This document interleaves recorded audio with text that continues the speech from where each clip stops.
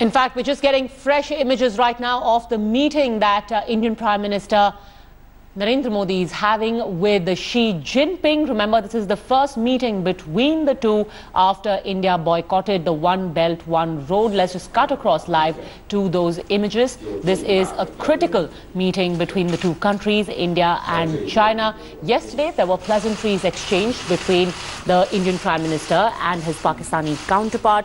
Apparently, the Prime Minister in the leaders' room ahead of the opera that both the PMs attended, he asked about Nawaz Sharif's health. Remember, last month, Nawaz Sharif had undergone a major procedure for a heart problem. He also asked about his mother's health. But today morning, it is this critical engagement between the Indian Prime Minister and Xi Jinping. There was bonhomie when 3 years ago, the Chinese leader made his visit to India. Remember that iconic image of the two leaders together on the banks of the Sabarmati. Since then, of course, there have been several ups and downs in the relationship between the two countries. Most importantly, when China had vetoed India's move against Masood Azhar at the United Nations. Also, very recently as last week, there was the airspace violation by Chinese aircraft in India. But despite all of this, will there be a thaw in relations between the two?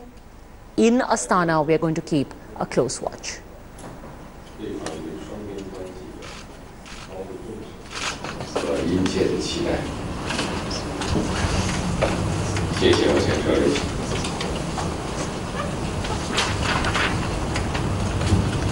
Excellency, thank you very much.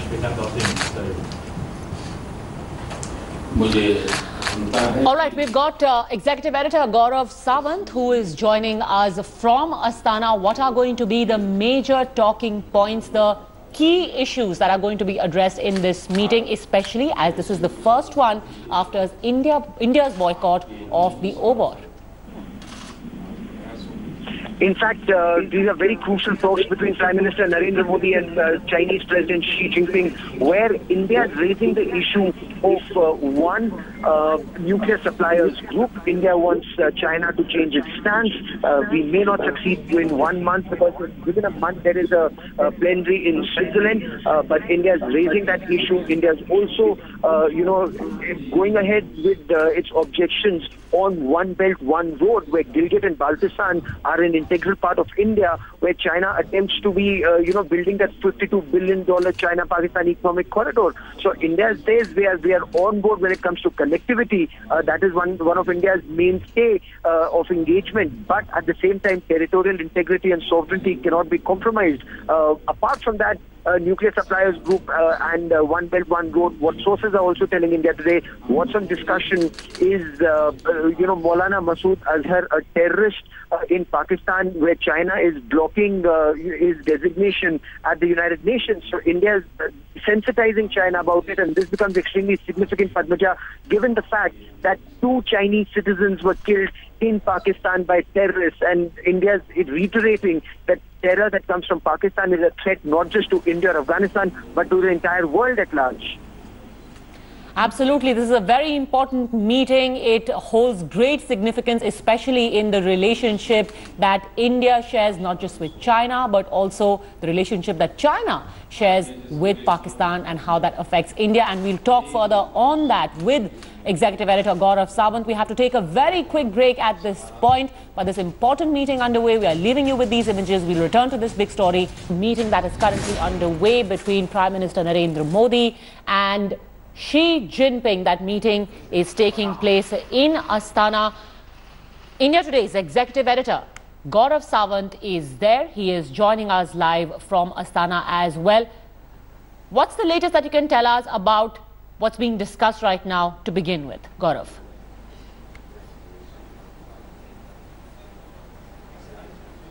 Padmaja, this is one of the most important meetings today. This is a bilateral between India's Prime Minister Narendra Modi and the Chinese President Xi Jinping. This meeting will take place for about 20 minutes. That is what sources in the government tell India today. This is an important meeting where to discuss not just bilateral issues, but also India's entry into the Shanghai Cooperation Organization. So there are 2 levels to this meeting. When we talk about the SCO, connectivity, economy, trade, and counter-terrorism. So these are very important aspects that the two leaders will discuss as India formally and officially becomes a member of the Shanghai Cooperation Organization. So diplomatically, it's a big win for India. When we talk about bilateral relations between the two countries, there are some contentious issues. Apart from the issues of trade, what's extremely significant is China blocking India's entry to the nuclear suppliers group. There is a meeting to be held just next month in Switzerland. India is hoping that China will change its stance. Appears unlikely at this stage, but as Sushma Swaraj, the External Affairs Minister, said, "Hum honge kamyab ek din." So that is India's efforts. There are several other aspects that will be discussed in this meeting. Tell me, how is, if at all, the attack on 2 Chinese nationals yesterday in Pakistan, their murder, going to affect the conversation that India and China have today, Gaurav?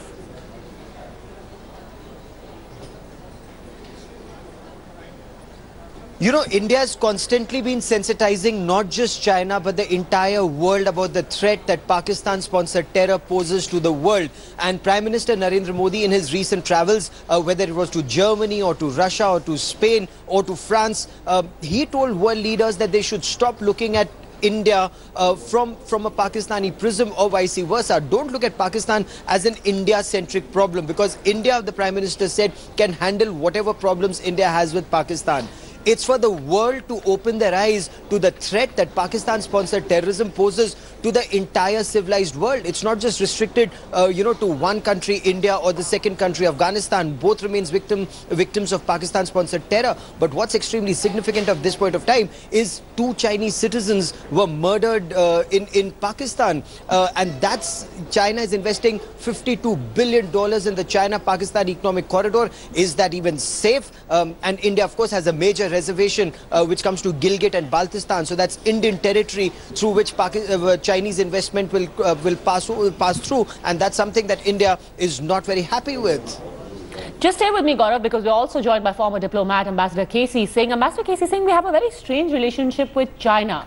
On the one hand, they say that they share a friendship which is as high as the mountains and as deep as the sea with Pakistan. On the other, 2 of their nationals get murdered there. They violate our airspace last week, and today we sit across the table from them and talk. Realistically, what will India hope to take away from Astana today after the meeting with Xi Jinping?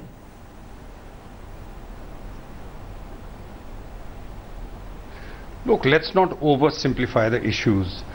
Just because 2 Chinese are killed, I don't think it's going to affect China-Pakistan relations in any way. In any case, the credit for that has been taken by ISIS. And Pakistan will say that we are victims of ISIS. They are not sponsors of ISIS. We know what's happened in Tehran. We know what's happening elsewhere in the world. So the world is not going to believe it, or the Chinese are not going to believe it, that Indian problem with Pakistan is Pakistan-sponsored groups that target India, which are not targeting China.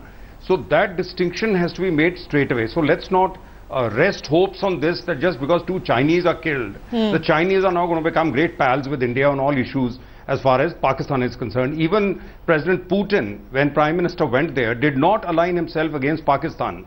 He did not give any assurance on what he will do as far as Pakistan is concerned. They all put terrorism in a separate box, but for each person, terrorism means to the extent it affects them. Now, as far as the India-China agenda is concerned, I think there is concern. We are joining an organization which is dominated by Chinese. The Russians are some counterweight to it. But one of the agendas will be for the Chinese to bring one belt, one road onto the SCO agenda. There may be something in the final Astana statement. Now, we did not attend the meeting in Beijing. Exactly. So how do we sign on to that if we are becoming a member? So the Chinese have very cleverly put Pakistan-centric issues to trade off with India. They want Indian support on OBOR, but they may go back on they may retreat a bit on NSG, they may retreat on Masood Azhar. But they are really not compromising on India-China issues, which would be the border with China. That's why the 2 helicopters came in. So the Chinese have been very clever. They're going to test you out. But nevertheless, Prime Minister needs to test Xi and see exactly what is the game he wants to play. So I would call it a very important meeting from the point of view of testing if the Chinese want to climb down a bit.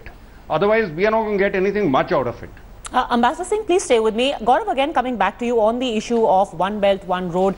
India, of course, boycotted that meeting. But like Ambassador K.C. Singh said, China will try and bring up that issue in some way in the concluding statement that is put out at the end of this meeting. What is India's strategy to counter that? Because they remain, as a country, we remain completely opposed to the China-Pakistan economic corridor and One Belt, One Road as a result.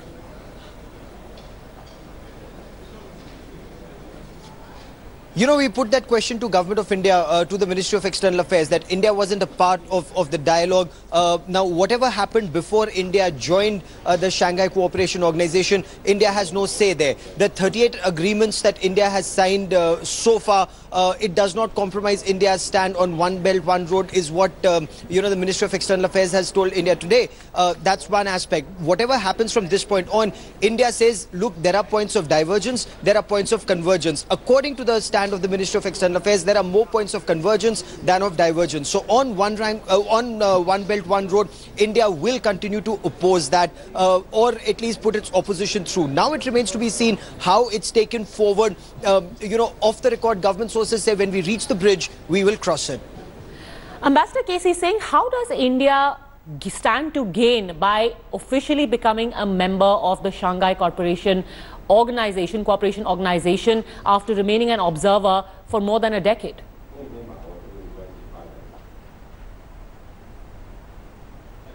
Look, traditional Indian approach has been that you don't want to be left out of any of these regional structures because they're building blocks for a future Asian security order or a global security order. But at the same time, the Chinese, the way our relationship has panned out with the Pakistanis and the Chinese, particularly over OBOR with the Chinese, I think we have to be very careful. But at the same time, we also know that the other members, which are all these stans excepting Uzbekistan, so 4 of these countries plus Russia, they also would not want Chinese preponderance or dominance of SCO, though it is called the Shanghai Cooperation Organization. So we'll have to basically play, we'll have to see how we move in it. But you don't want to be left out of them, because then with Pakistan in and China there and the others there, then you're not able to influence their agenda. But once you are there, they will at least be mindful of that. And I'm sure the Chinese are not stupid. The Chinese will not press us beyond a point. They are trying to use the things like Masood Azhar, NSG as levers to both keep Pakistan on their side, but also for trade-offs on OBOR. For them, OBOR is important. And for India, China-India relations are important, and border is important. So we'll have to see how we bring the Chinese on board, that you can't trap us in a Pakistan game and press us. When you ignore a bilateral relations, when your trade is one-sided, when you want the Indian market, then you have to bring all the issues on the table and be transparent how you want to deal with India. Now, you said the meeting is going to be 20 minutes. That's not a very long meeting, because 10 minutes, you count it as a 10-minute meeting because there'll be interpretation there. So essentially, they are going to be only able to test each other out on how, if at all, China wants to de-escalate. I want to finally ask you, Gaurav, on this particular meeting, because after the break, we're going to talk about the one issue that everyone obsesses about whenever Nawaz Sharif and Narendra Modi are even in the same city. Will the two meet? My final question to you on the issue of Xi Jinping and Narendra Modi meeting is there going to be a little give on both sides? Like Ambassador Singh said, they are going to try and trap us on the issue of the CPEC and One Belt, One Road. Will we at least manage to budge them a little on the issue of the nuclear suppliers group, or just maybe Maulana Masood Azhar?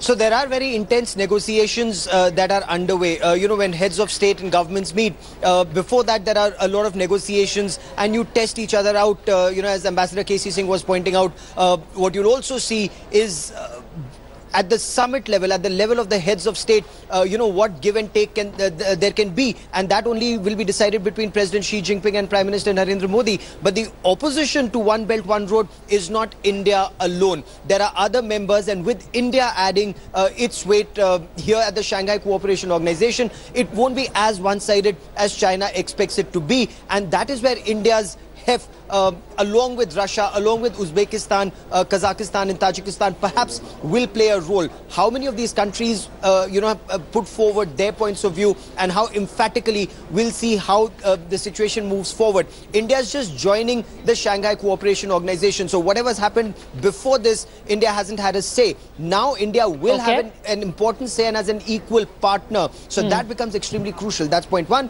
Point two, on the issue of Pakistan's terror, that is something. There is, a regional anti-terror structure, RATS in Tashkent. It has a database. India hopes to add to that database. You may or may not name Pakistan, but you will talk about terror safe havens. Afghanistan is going to be here. Iran is going to be here as observers. So India will point out where the terror safe havens are and how crucial it is to wipe them out. All right. Ambassador Casey Singh, Gaurav Sawant, stay with me, both gentlemen, because we're taking a quick break. On the other side, the biggest question that everyone in the country is asking, is there going to be any meeting, any words exchanged, any conversation between the Indian Prime Minister and his Pakistani counterpart? Of course, there were pleasantries exchanged yesterday, but will they both go a step further? We'll get to the very latest from Astana on that on the other side of this quick break.